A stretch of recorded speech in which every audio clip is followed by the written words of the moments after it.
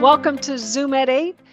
I am your host every Tuesday night for Zoom at 8, as we have been here for the last 6 years. Can't believe it. Many of you have been here over that period of time. So we thank you for that support. We are, Zoom at 8 is here to help network and help you learn from industry experts. We've got vendors, we've got lenders, we've got investors, we've got sponsors, we've got it all. You can build your team here at Zoom at 8. But during the day, I am a loan officer for Old Capital Lending. We are experts in multifamily, but we will do all asset classes. Casey just closed a storage deal, and we've got the ability to do all sorts of different types of lending. So if you're looking at a deal, regardless of asset class, make sure you're checking in with your taxing authority, your insurance, and the property management. And if it's still looking good from a return perspective, your biggest investors need to know that they're going to be paid well. If it still works, send that over to me. I'd love to have the opportunity to provide the debt for you. We'll need all of the T12 rent roll OM if it's there, if you have it, and your underwriting, and we'll underwrite it. Typically on agency, we'll start there first because that is your gold standard. So if we can get you on agency, that's your Fannie and your Freddie, we can get you a quote in 48 hours. So don't put in that LOI until you know how much your biggest partner, which is your lender, is going to bring. Too many times have we seen people get into best and final, and then they come to the lender and find out that, you know what, we can't underwrite this for you. We can't get you the terms that you've put in on your your call for offers, okay, or for your LOI. So make sure that you're checking in with us first. Tonight we've got a guest that I think you're really gonna fall in love with. Robby Butler's here, and we'll go through his introduction. But many of us are finding that AI may be overwhelming. And it may be that, hey, it's the new kids that are going to need to figure this out. No. The old crew, the 50 and over, the 40 and over, the 30 and over are going to need to figure out how AI can impact your business. And Robby's going to take us through some very, very helpful uh, programs that he's found useful for his business, and he's just so generous to prepare those for you tonight. Robby Butler, who is a managing director of Y Street Capital. He offers investors opportunities to preserve and grow their wealth through real estate developments. The firm is an early adopter of nearly every AI tool useful for real estate. And Robby will show you how and when to adopt these for maximum impact. We need this immediately. On regarding Y Street Capital, they build communities that people feel compelled to call home. They are secure, profitable real estate developments at their core, with projects ranging from institutional quality multifamily to self-storage portfolios to subdivision development and construction.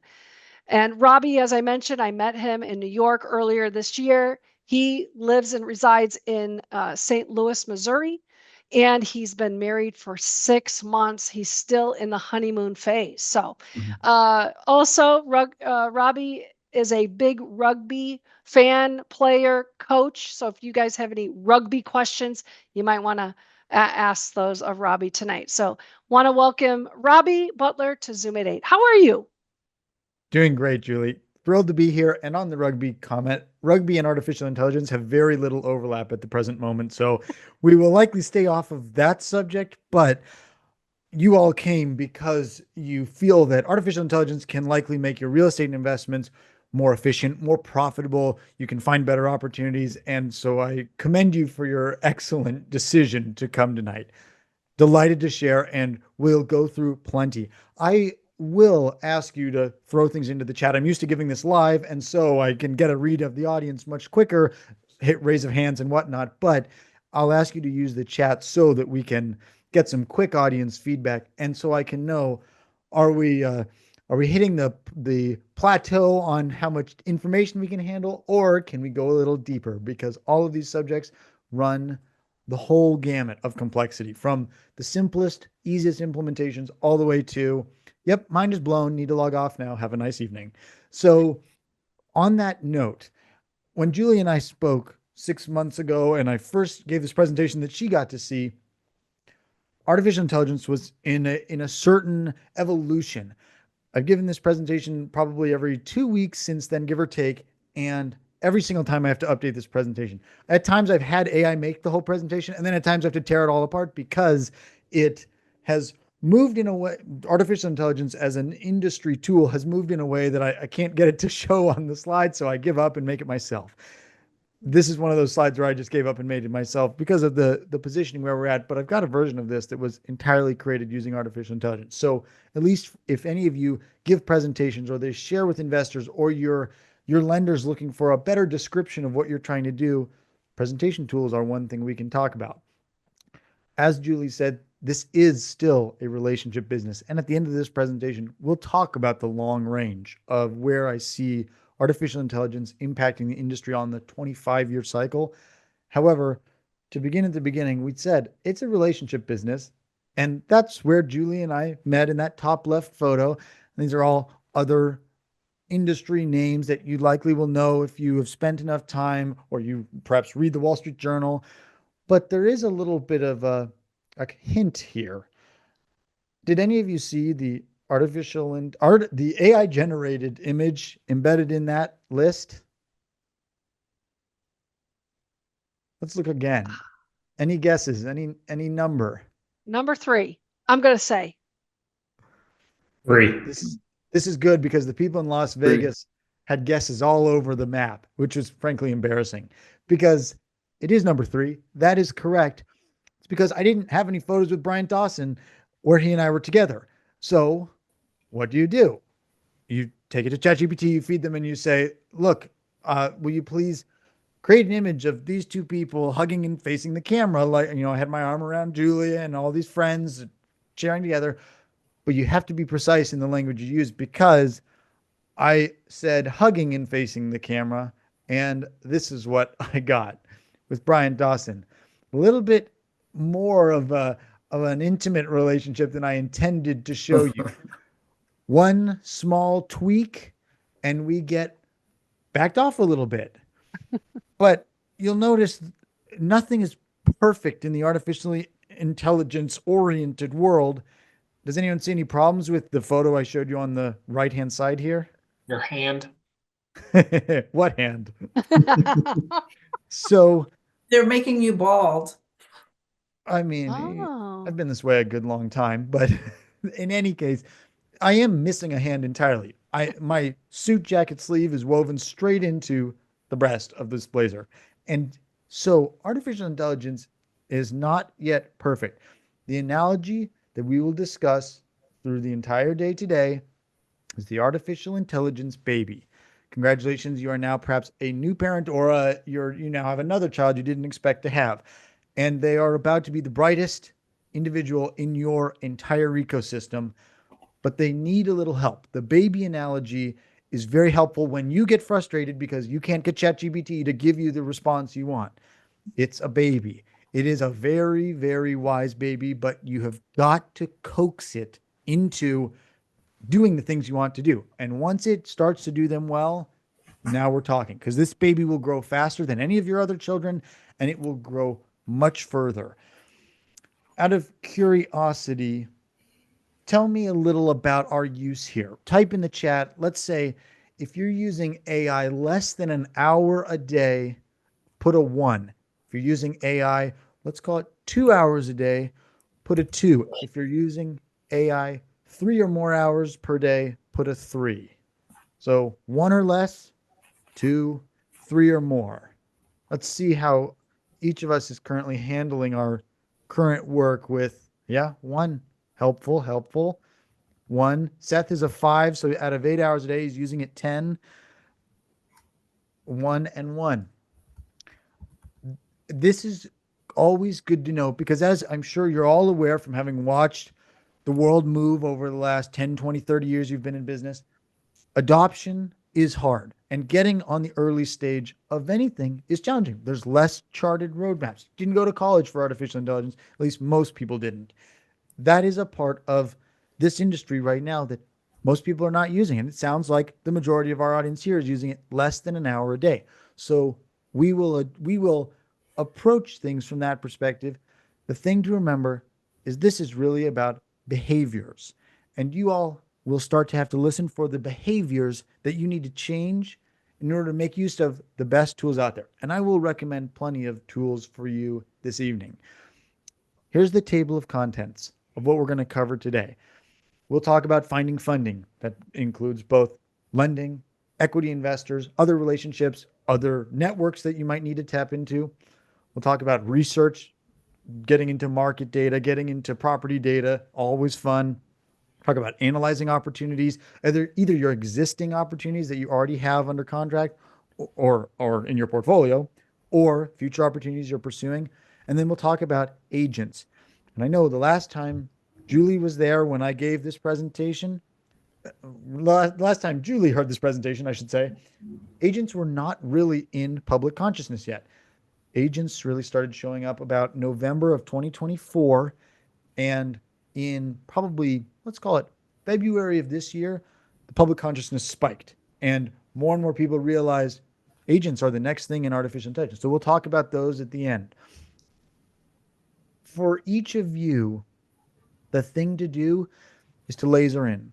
Find the improvement you're interested in making first and just listen to that. The other stuff will be interesting. I'll tell you some great stories. And if we have time at the end, I could tell you a lot of stories, but laser in on what's the behavior that I can change to adopt a little bit more artificial intelligence into my current workload? Or what's the specific business function, if you're perhaps a little farther along in your real estate journey, that I want to have go faster or better or smoother? Target that and leave the other stuff out. I will give you the slides at the end, little QR code on the screen so you can snap a photo and take the slides with you so you can look back over this stuff in 3 or 6 months. We all think AI is going super fast, and it is, but the people are always the thing. Just like in real estate. Real estate would be easy if it wasn't for the people supposed to pay the rent or wasn't for the triple net leases that were supposed to be written better.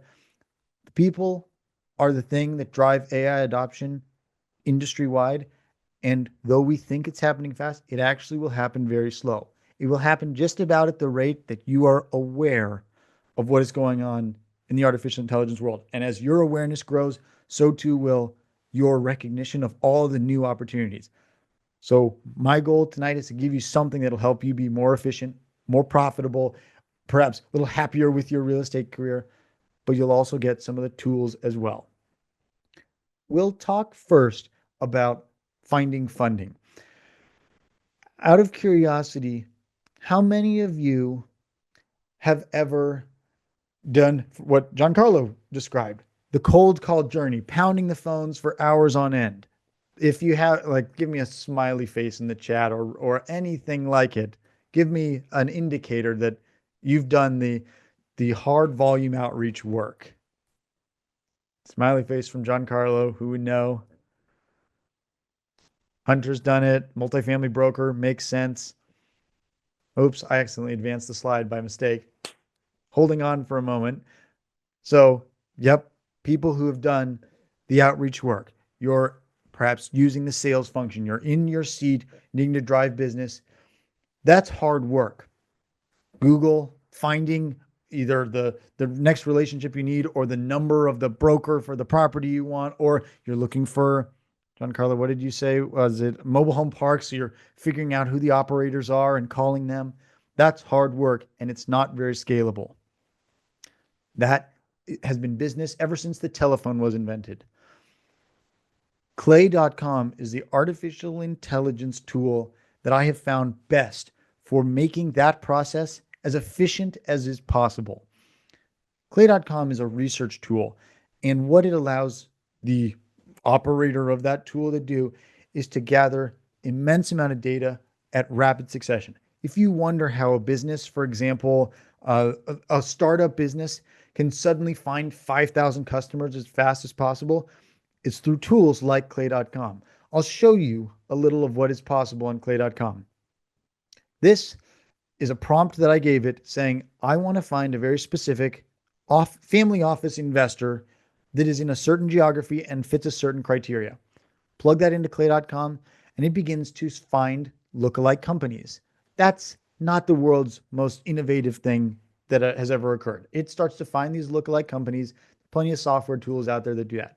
But where it really starts to get crazy is in these next rows over, I write a prompt that says, verify for me that it is exactly the type of family office I want. Now, this one has been filtered, so it has already done this work for me. And then I said, now search their website for me, give me their investment criteria, give me their general asset class, and it goes on the next one.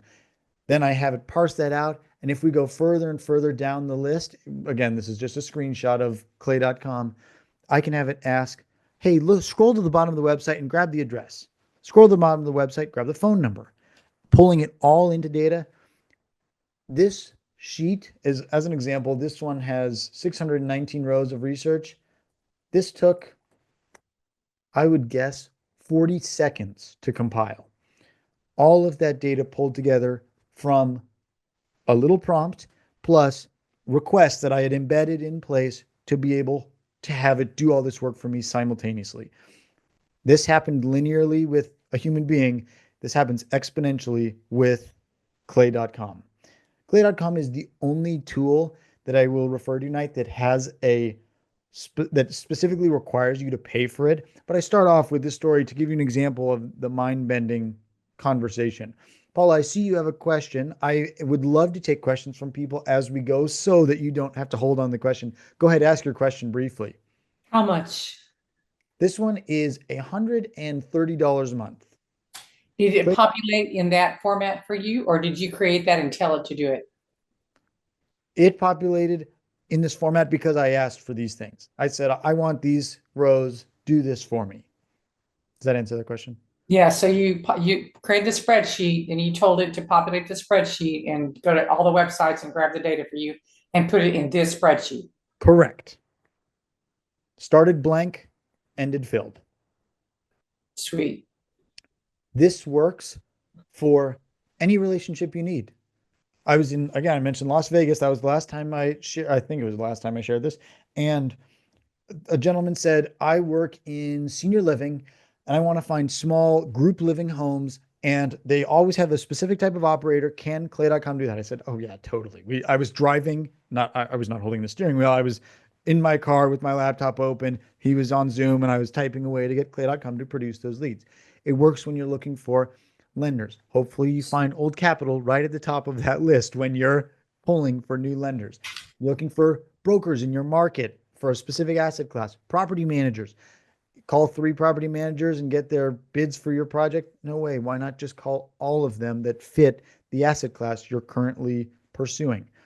Clay.com can enrich all of that data. That is the technical term for clay.com. So it could be like a Enrichment skip tool. trace kind of sort of if you wanted to fill in the blanks for, finding someone for a tax deal or something like that. Clay.com can do that too.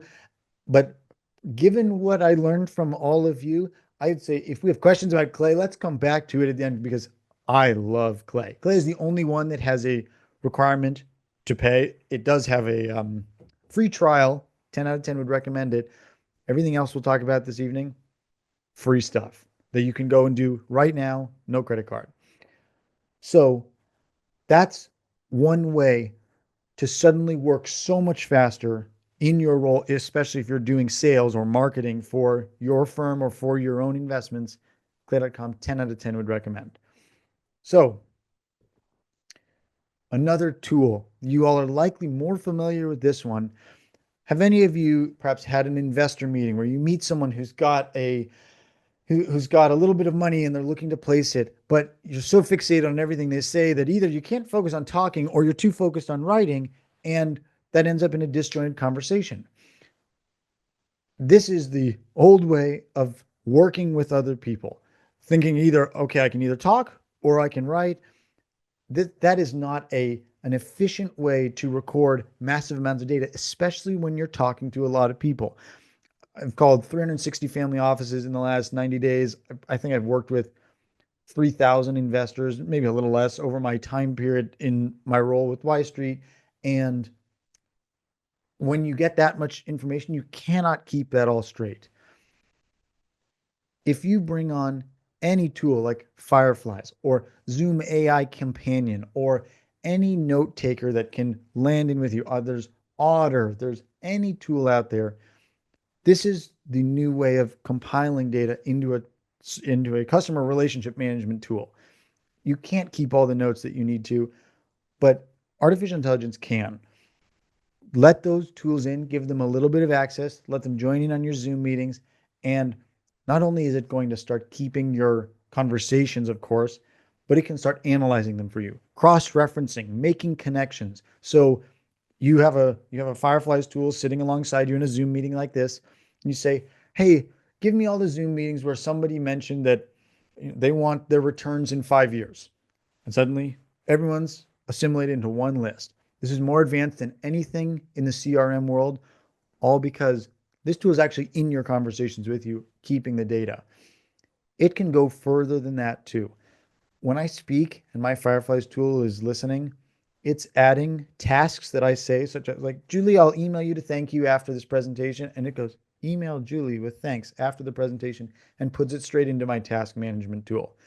That is possible. That's simply an API integration. This is now too deep, so we'll pull right back out of this and get back to the simplistic applications in a moment. But an API integration allows that to occur, and that's not that big of a lift for anyone to work with. You can go and find API tools to connect your different devices. And then when you let a little bit of artificial intelligence to join you in your meetings, join you on your phone calls, perhaps purchase one of the hardware tools that rides along in your lapel and listens to your conversations. This is what's possible. For some of you, I guarantee you that's a bridge too far, but we will talk about what is occurring in the macro landscape that makes these types of things very much a part of society in the future. For better or for worse is a different debate, but my point is it's here. There are people wearing lapel pins that record everything they say and synthesizes them for insights. So you can too, and an easy way to control it is to just download the software rather than sticking it on your forehead or something like that. Moving on from finding funding, for those of you who are fact finders, how many of you have spent countless hours looking over either individual property data or market data, trying to determine where your next investment should be? Just by raise of hands, how many of you have spent that time? Good, the majority. That's the mark of a good investor. Otherwise, you're just getting lucky.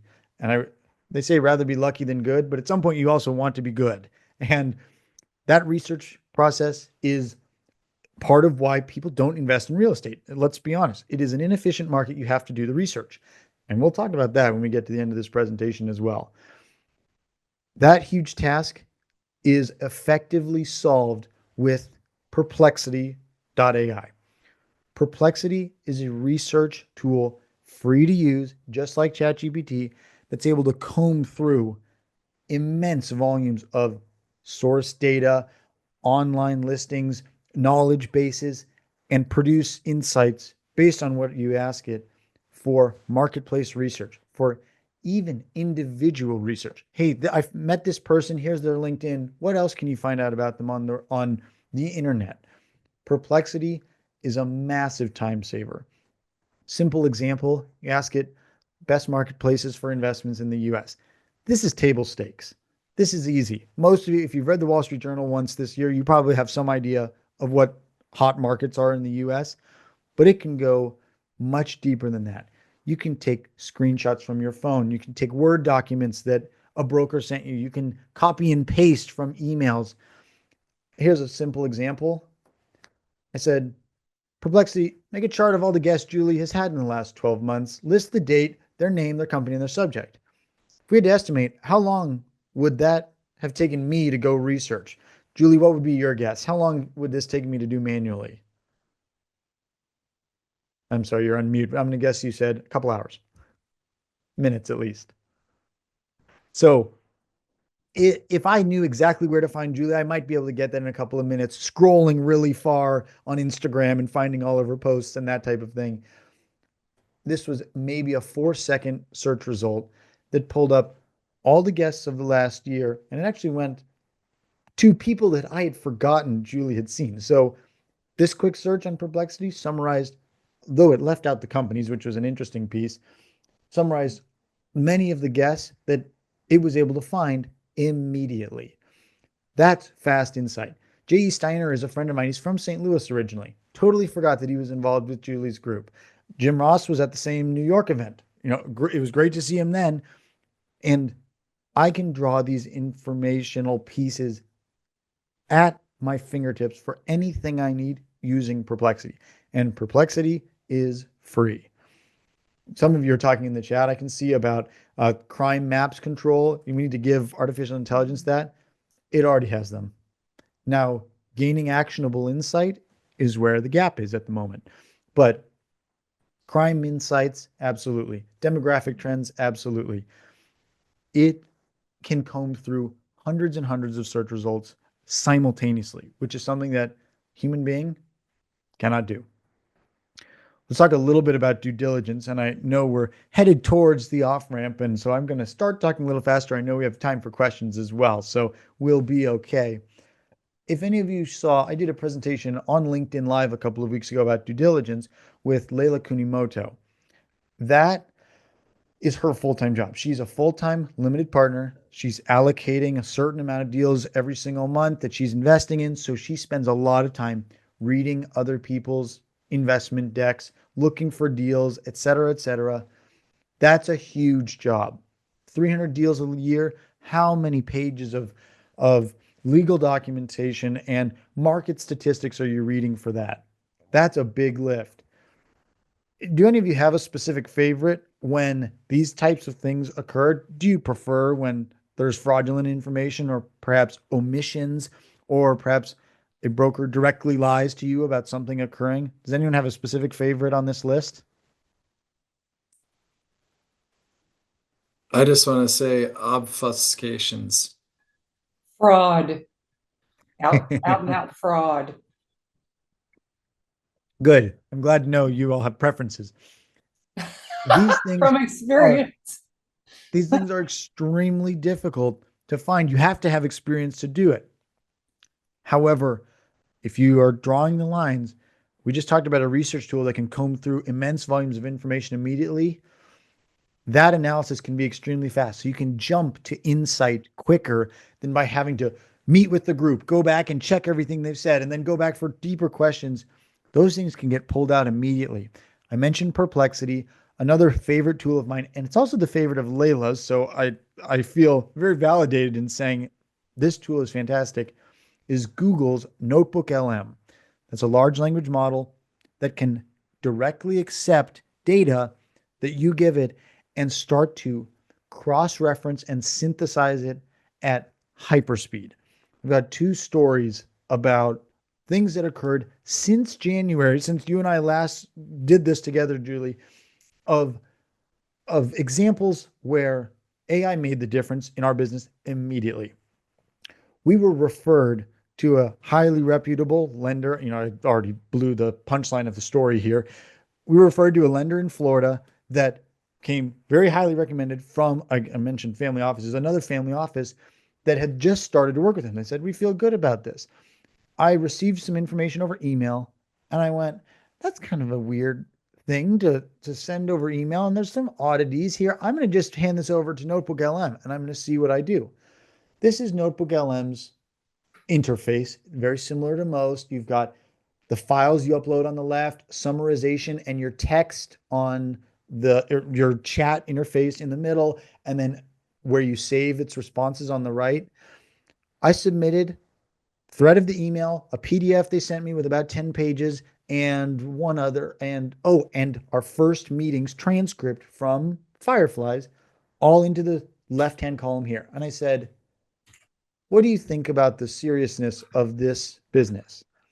Notebook LM spit back immediately to me, I think it was 17 red flags that incongruences in between the way they described themselves in the meeting and what they said in their deck, asset classes that they described investing in, and the speed at which they could do it.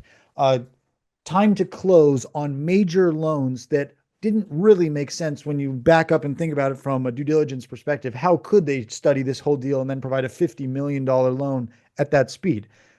Given the above red flags, there are serious concerns about the legitimacy, and I don't mind saying their name, of Phoenix Capital Solutions, because Perplexity was able to dig up the paywall covered news articles about how they were getting dragged to court for not funding someone else's loans. So out of the referral that we were made, which generally someone feels good about, we were able to suddenly see a whole bunch of incongruences that otherwise we would never have seen. So when you're presented with information that someone is giving you, you won't always be able to read through and see the issues, but these artificial intelligence tools can work quickly. And that's the advantage. You give it to them. I had the first insight that I should give it to them. And that's the habit that you all can adopt. Hey, what would happen? What would I learn if I plugged these tools in? One other quick example: received an investment opportunity with an OM and financials and everything, was sent to us by one of our investors. And they said, take a look at this. I think there could be something really good here. I'd appreciate your feedback. And I said, in this instance, I don't have time to look through all this. I have work to do. I don't want to just look at someone else's investment opportunity. Some of you, I would imagine, have their eyes glaze over a little bit when presented with a profit and loss statement like this. I am that person. I look at this and go, oh, I've got to like do work now and calculate and check assumptions and run math on all of these columns. Notebook LM draws insights immediately because it can do this work at ultra high speed.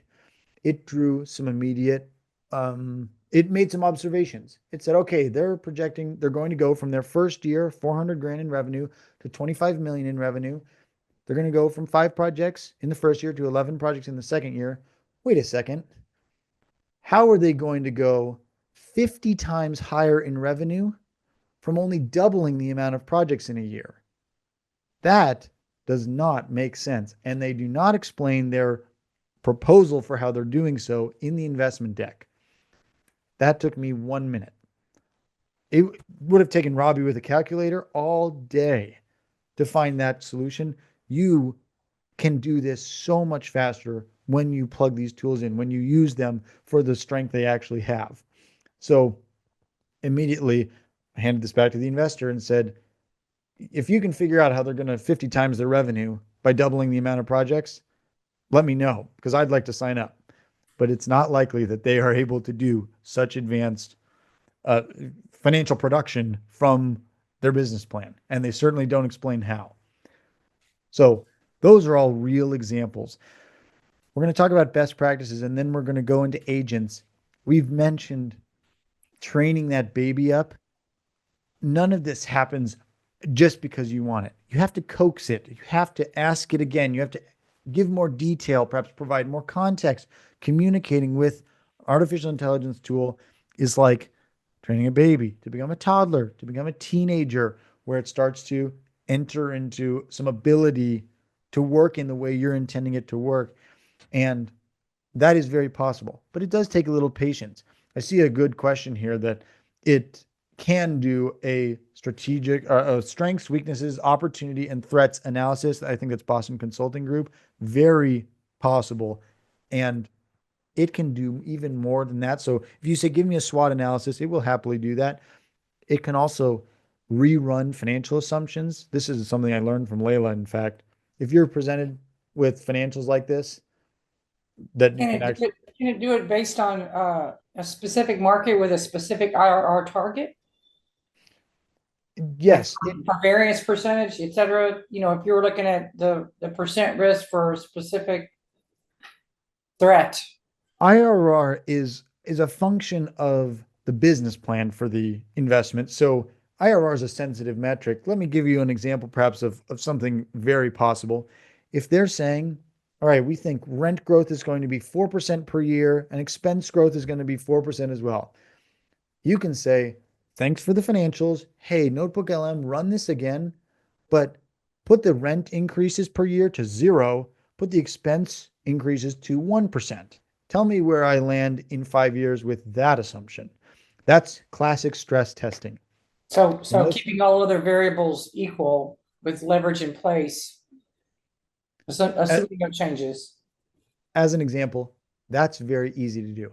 And typically, that's the domain of a mathematician. That's somebody who enjoys finance. They enjoy getting into Excel and remodeling things or recalculating all the assumptions.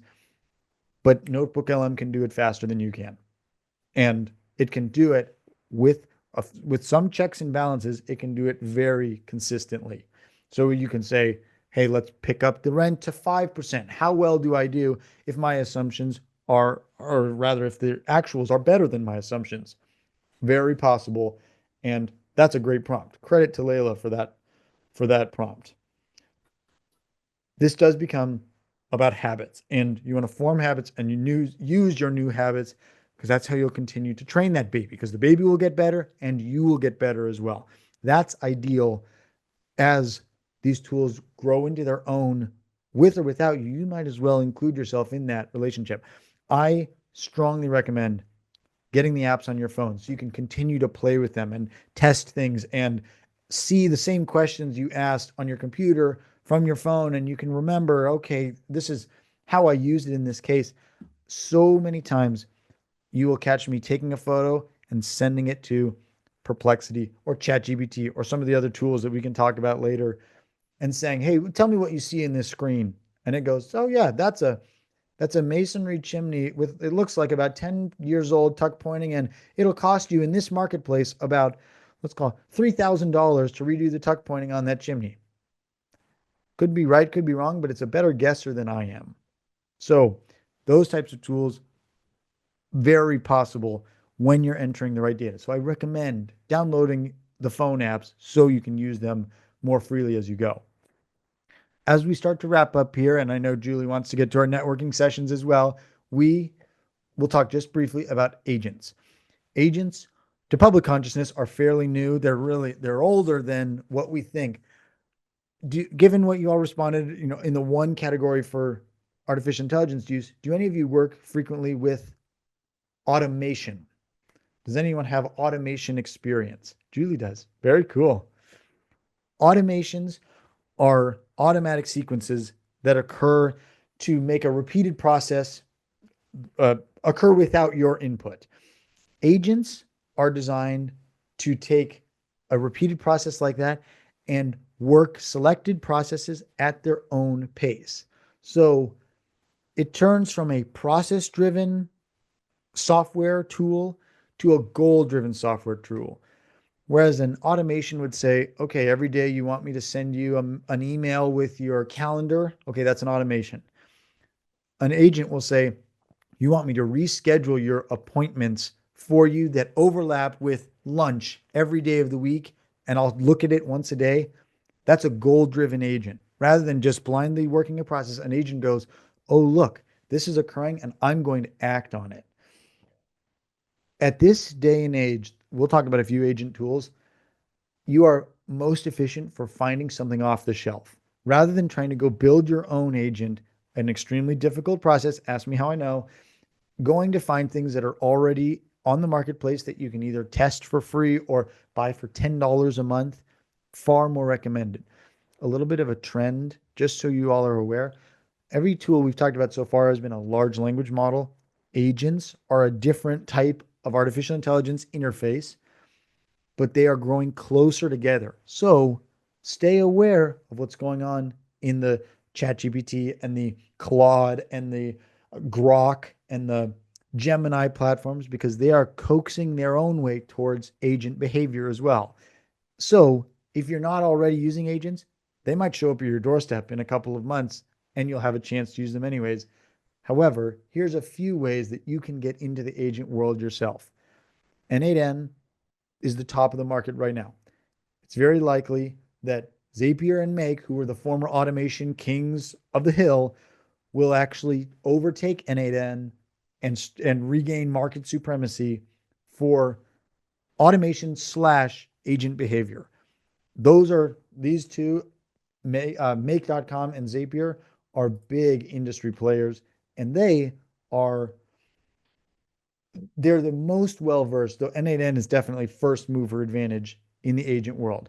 If you really want something easy, go download relevance.ai. Relevance.ai can run very simple agent-like behaviors for you, such as researching the people on your calendar every day and presenting you with a LinkedIn bio and the information in your CRM. Send me that email every day like an assistant would walk into your desk. Here's your meetings for the day, sir, and here's all the notes. That's something that relevance.ai can do, and I think it's still free. There are also Crew AI and BotPress. OpenAI, just for one, wrote a long white paper on agents, and for two, created OpenAI SDK for this type of tool. So if you're in favor of testing these things, if you're adventurous in that way, go and play with one of these tools. They always say, start small, start simple. And that works well with this too. You don't give your toddler a chessboard and say, play with me, and I'm gonna and we're gonna run Sicilian openings. You teach them little things first. You teach little chess. You teach how the pieces move, and then you grow into bigger concepts with your toddler. So, AI baby, train it up. Try little small things here. Jordan, I'll answer your question right now if I can. You all are asking great questions, but I want to keep on Julie's time too.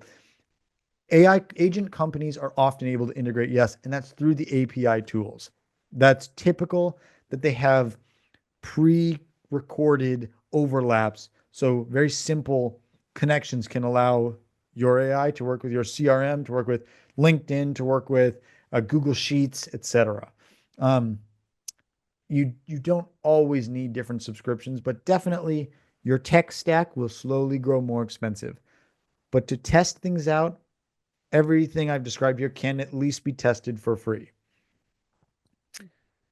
I'm reading your question, Candace, and it says, does the more information you use for your own marketing and social media in AI give you an advantage to be found in someone else's search and data? The answer is technically no, unless the person is using some of the tools I described, like clay.com. Clay.com is searching the things that you put out on social media. I can plug it into my X account, and it will absolutely go and read everyone else's X posts. So your information does not end up in most people's large language model info. So for example, if I take my confidential church report and put it into ChatGPT, it's not going to end up in someone else's search results. But if I put it out on the internet, it's there. As in, if I put it out on my Facebook page, it's now public information where AI can get to it as well. This is an example of an automation that we have. If you really want to put the screen close and go home for the night, this is an automation that helps drive our social media, and its agent behavior exists right in the middle, determining which of these different branches it wants to go down. As we wrap up here, why does this really matter? What is in it for any real estate investor such as yourself to pay attention to? Do any of you remember this movie? I'm hoping to see a guess in the chat of this Eddie Murphy film. Trading Places. Trading Places. This is how the stock market used to run in the 1950s through the let's call it the 90s. Stock market was simply inefficient transactions. 2012, this article came out. New York Stock Exchange trading floor no longer essential to financial markets. This is real estate today. We have meetings like this. You sit with investors. You have conversations. You get market data. You fly places. In 25 years or less, this is real estate. Every property's information will be on the blockchain, and you will be able to find out everything you need to know, and the LLM will tell you this is exactly how much you should pay, and no one else will pay 1 cent higher or lower because the market will be efficient. Why does that matter? Because if the market is efficient, everything you own now will become more expensive because it will be easier to buy. easier, makes things more expensive. That's why stocks have gone, they say the classic market line, stocks have gone up for all these years because they're run by computers. The efficiency is baked in. That will happen to real estate, and we are on the very front of a long cresting wave of efficiency in real estate. However, do you remember that artificial intelligence created image from that very first slide? It did not do a great job at its efficiency. It left a handoff. That would be a big bummer if you were buying a property and it didn't have a roof. I forgot. That would be a big mistake. However, only one more tweak that I put into this image, and I got a pretty convincing profile picture or whatever you'd call this, just from one little suggestion to the baby. The baby said, "Oh, I can do this better. Sorry, here's a background. Here's two hands. Brian Dawson and Robby got it." This is all where artificial intelligence is going. A little bit of coaxing, your work and your own property data, your efforts to learn how to use this is all possible to make you a more efficient investor. My call to action for each of you is go and download the apps, build a habit, go and make yourself able to use one tool, test it, and then imagine where you are 3 months from now because you got on that long cresting wave. You started to train your AI baby, and now it's able to produce results from you. It's recording your meetings. It's finding you new relationships. It's pushing you into a better business atmosphere than you were before. That's what you get from paying attention and testing one of these. Go out and do it. I have to tell you, you make it sound so easy and doable. And then I sit down and I go, okay, what do I want to ask it? You make it seem so possible. And so I'm going to reinvest myself in it because I find myself getting frustrated. It's like everybody says this tool works and I can't ask the right questions. I need to bring somebody in to ask the right questions. So I see we've got some questions that I think will be helpful for the folks who are watching this later, to get a sense of how, and maybe we have you come back because I think that's where I struggle. It's like, what do I ask? Oh, wait, no, that wasn't enough. Let me ask another thing. No, that wasn't. Go back to the second question. Having a conversation with or even typing. I always get kind of stuck. So I'm sure I'm not alone. You're Paula, not alone. Yeah. Paula, what's your Um, question? Yes, Robby, could you please tell us the name of the software, the AI software that doctored your picture? That was simply ChatGPT. That was chat? That was ChatGPT. Well, I have a chat plus. So Very they good. should be able to do that? Thank Yes. you. That was And I'll say this because people are most familiar with ChatGPT. Market leader, 2022. I am grateful to say I was one of the first million users, so I've had a long time. ChatGPT is not best at everything, but if you're looking for a general tool, start with ChatGPT. We can come back to that if other questions are about large language models and how to sort between them and which model do you pick. We can talk about all of that if it's helpful. Candace, go ahead.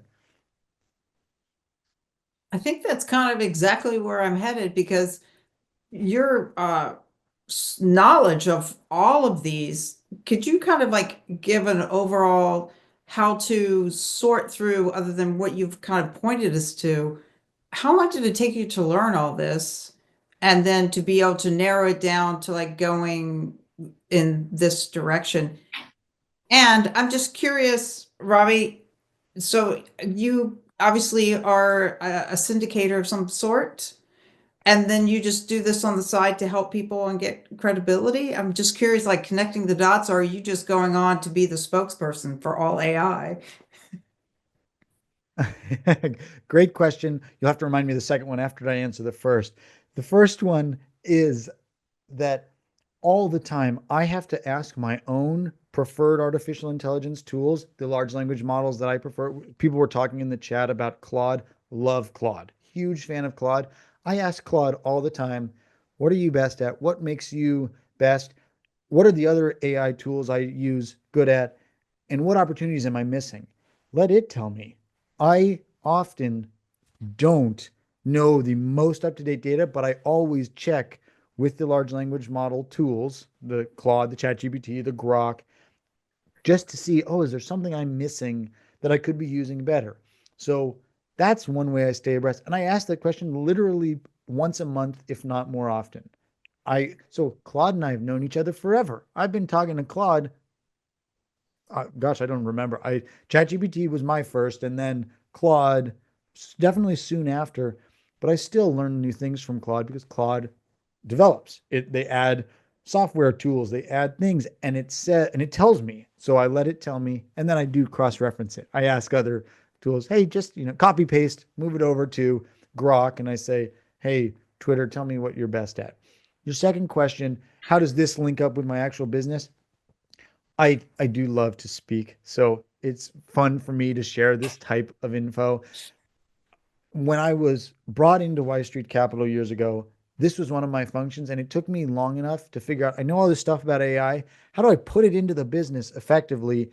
Then once we figured it out and once we simplified some things, people started asking. I said, well, okay, I can help people individually or I can help broadly.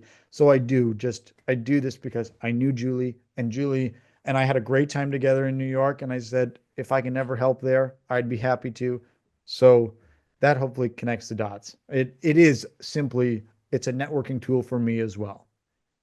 That's fantastic. It really is one of the best presentations I've seen Thank about it. you.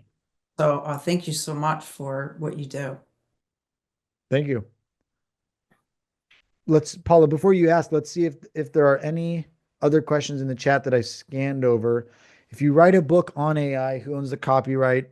Yeah, copyright law is definitely it's moving towards the Supreme Court as we speak because that's a complicated universe, and you are using a large language model tool to create the book. So if you apply for the copyright, the law still says you applied, but AI is not yet applying for copyrights on its own. Once it does, we'll have some puzzles to figure out. Paula, no, the CIA has not contacted me yet.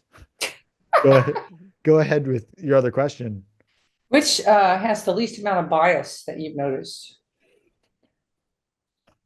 So I think Claude has the least amount of bias, but is biased towards safety, which admittedly you all may have guessed. I have pieces in me of an early adopter, and so I can't stand the safety when it holds me back too much. Like, my wife thinks I'm the daredevil, but Claude is the one holding you back and going, nope, we're gonna maintain a safe environment here. It's a big initiative for Anthropic, the company. Bias does depend on what subject you're asking about.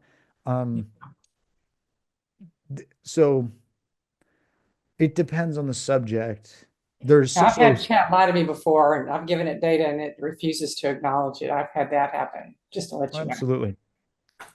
The question behind the question we should ask, and how do you detect when artificial intelligence is making mistakes? I've got a great short story about when I submitted some property information and said, okay, give me a valuation on this. And it goes, I think this was a small commercial property, and goes $10 million in valuation based on the net operating income.